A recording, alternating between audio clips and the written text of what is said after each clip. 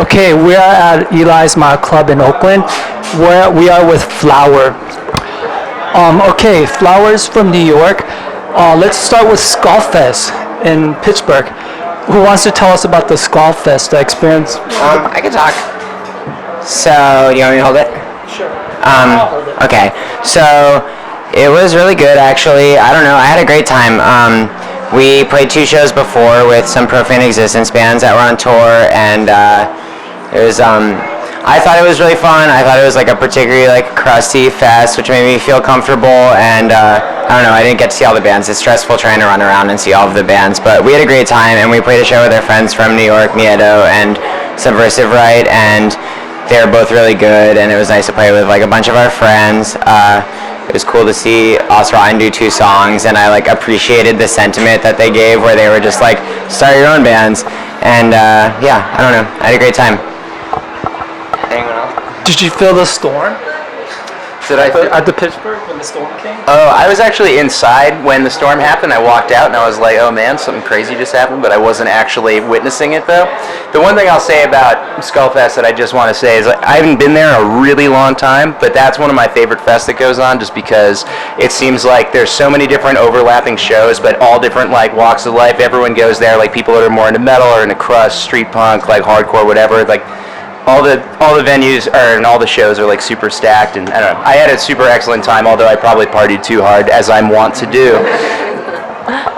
I thought it was a really unpretentious lineup of bands, which is really cool to me. Not only like an unpretentious lineup, but also just like an unpretentious crowd. Like people were like I haven't seen like so many like miscellaneous crusty kids at a fest in so long, and it was just like really cool to see.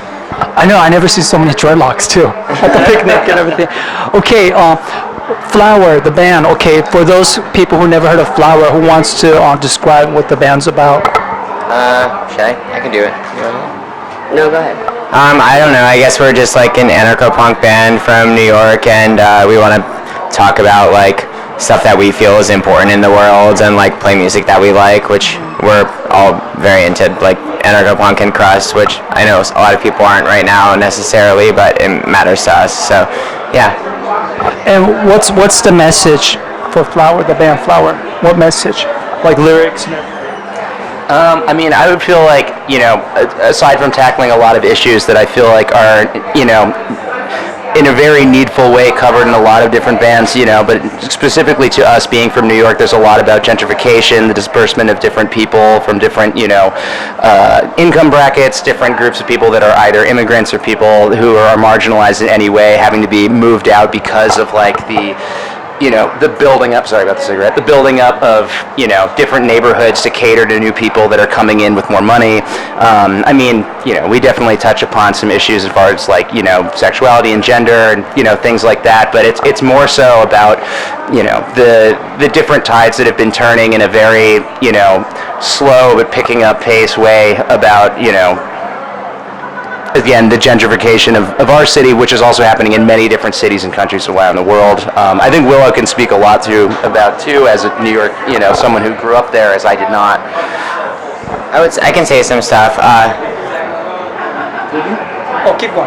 Oh yeah, I can say some stuff, which is that, well, I was actually reminded, so I just want to say, like, maybe better not to call it our city, but the place where some of us grew up and where we all live now, and yeah, I don't know. I mean, I think we touch on a lot of topics, but like another like big one is just like sort of like the more like I guess we talk a lot about like kind of the more insidious forms of like ways that people are separated from each other and made to feel miserable and alone, and like what that's like, and like the roles that like certain ways of thinking, for example, like, you know, Christian fundamentalism, which I think has like kind of poisoned everything, especially in the United States and everywhere. We talk about that a lot, and, you know, queer and trans experience as well and stuff like that. I mean, kind of all over the board, but just general issues of anti-oppression that we think matter and what divides people. Yeah. How did you all get into the whole peace punk, anarcho-punk, and crust music? Because they come from the 80s, and we're in 2019. I think first off, like that shit's all still relevant, you know. It's like at Skullfest actually, like I was talking to Mark from the Mob, and he was saying how I was really upset after watching the Mob. I was like, this is like really like heart wrenching and just feeling so like on the verge of crying hysterically, and I really didn't want to, and I was like, Mark, you almost made me cry, and I knew he wants to make me cry, but that's his thing. But yeah, he was just kind of like, yeah, it's all still pertinent, it's nice to know you're not the only one suffering, and like like I think that many people are still suffering, and denying that and just not making like art or music about it is just pointless. It's a nice outlet. I also like in New York, and I want to give a lot of credit to it. Like ABC No Rio was like a venue I went to a lot when I was younger, and it was like I guess I saw a lot of like the political bands that were playing around the time I was younger, like Witch Hunt and stuff like that, and like kind of like hearing those bands that were playing at ABC No Rio, I kind of just like got an idea of like an aesthetic of things that I liked and like what people talked about, and that kind of like led me back. And the first like crust punk or anarcho-punk band I heard was like in 8th grade. Somebody played me Anti-Product, who are to this day my favorite band, and like I think it just like from like being around that like kind of more political culture, ABC No Rio, I just got into that stuff, and then you learn as time goes on, you just want to hear more and more bands, so I don't know. Also, tell us about the whole collective co-op house the member used to live at, like the whole anarchist collective co-op house. That was me. That's like basically how I got radicalized. I think I was like 18. I moved into just a house of older anarchists, and I didn't really like know how to like put a word to my anger and like all the thoughts about like politics that I had. Nobody around me when I was growing up like had like a sense of that kind of stuff, and I just was like around like liberals but no radicals. So being kind of like plunged into this environment, I was just kind of like, oh shit, this is what I like agree with. Like I feel like really aligned with like all these people who are like going out dumpstering and who are like putting on free meals and like putting on like like free store kind of things, and like just riding bikes everywhere and like not using cars and just like not paying for shit, and just kind of being like like I was just immediately like, I'm down. This is it. This is what I care about. I think I got thrown into a lot of. I mean, actually, never have all the four of us lived together, but like, we've lived together and we've lived together separately. And have you guys lived together separately? No, we have never lived together. But yeah. But when we went Mar, Danny and I were squatting in South Brooklyn. Oh, you were squatting? Yeah, we've in New York. We've squatted a lot over the past like 5 years. Is that still going on now? Yeah, Mar is still squatting to this day. Oh, wow. And every time I've like lived in collective houses or like big punk houses or like squats, it was actually just because I like couldn't find anything that I could afford, because New York is really fucked up for rent and stuff like that. So yeah, I mean, we started squatting. We've lived in 2 or 3 different squats, ranging from like 2 years to like 1 month. Actually, the one that we lived in now, we got arrested at, and now Mar lives there. So yeah, like it's going on, but it's very, very hard in New York. Just real quick, when you squat, did you fix the electricity and the plumbing and everything? Do you break in and fix all that? The one building we lived in, it was impossible because the building was so fucked up where it lived. The other one that Mar and I lived at, we had running water and electricity, and we had like. They did that before I moved in, and the other one, where Mar lives now, actually I cracked that building with some of our friends, and we did put on some electricity, and by the time we left, but I think we got evicted the day after we turned the power on. Friend, but I put in the electricity the day before y'all got evicted. It's my fault that they got evicted. Because we were so excited, and we were like, wow, we have power, this is awesome. We just lived for like years with only a generator, and then as soon as we got it the next day, we got all arrested. So I had just been I was still living at that time at the house that they used to live at, but y'all left just kind of, it was too much after a while. But then I was living there, and then I was like, holy shit, I'm in this squat with electricity, and we were all partying. It's really hard to squat in New York still. It's very difficult. It's hard to find buildings. It's hard to find buildings that people aren't protecting, and real estate is really powerful there, and the cops don't really care about the law, so even if they can't enter, they'll just kick your door down if they feel like it. So sometimes they don't feel like it though, which is why it's still a viable thing if you try hard enough. What's the music scene like in New York?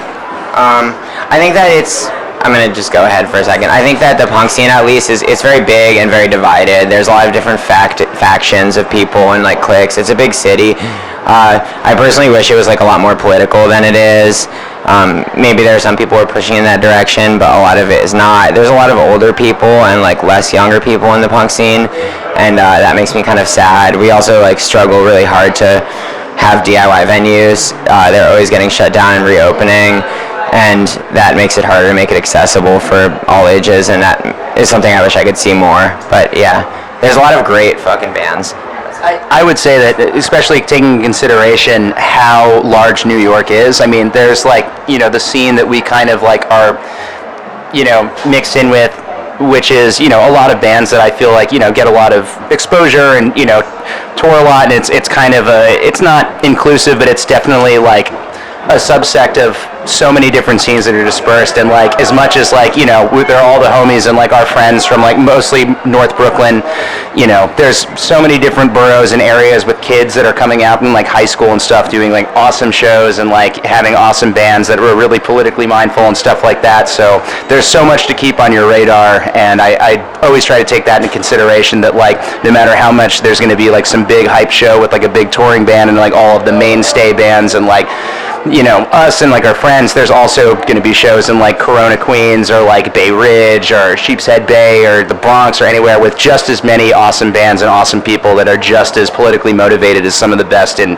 the bands that we know personally as friends. What does everyone do outside of the band? Who wants to go first? I work at a vegan restaurant in Brooklyn and at a bar. And yeah, the band takes a lot of my time and energy. I spend a lot of time with friends and trying to build community. Yeah, I don't know. For a long time, I feel like the squatting was really taking up like the primary effort of my entire life, because it was like so difficult and exhausting and kind of miserable as fuck. I don't know, now I've just been focusing on the band a lot, and I like put like a lot of like my needs in terms of like my transition aside. So like I'm like this year I'm trying really hard to like work on that and just work. I mean, I just lost my job, so I'm kind of like trying to figure that stuff out, but like taking a break from squatting, trying to figure out where we want to move forward. We're like trying to work on maybe opening a new all ages space that can like be of a more like political vibe and more open for, comfortable for everybody to come to than some of the bars. We've been working on that for the past couple of months, so hopefully it'll come to fruition soon. Yeah. It's like the two of us and a couple of friends of ours been talking about it and getting ready to do it. So yeah, that's what we're working on right now, at least. I'm mostly just printing bootleg t-shirts and other t-shirts and band merch right now. I've just kind of been like hoarding shit in a print shop for 2 years, and I'm kind of like just transitioning into doing that as like my full-time gig. I like riding my bike and playing with my dog and like Club A though. Oh, I do Club A. Club A. That's important. Yeah, every Saturday, me and a group of people put on a free meal in Brooklyn at Myrtle Broadway, where we give out like harm reduction supplies, hygiene supplies, free clothes, and free food. Is it like Food Not Bombs? It is, but it's more of like a we come to you with the food now, and less like produce. We don't have like the stuff that you can like really take away except for like fresh fruit and things like that, but we like have our food all packaged up in to-go containers and just give out hot meals to people. It's like when church groups give out sandwiches, except it's better than sandwiches. That's kind of like our thing, and not just like your regular vegan slop. Yeah, so yeah. I don't know. I'll go through it quick. I like to skateboard. I play in a few other bands. I like riding my bike and Bike Messenger.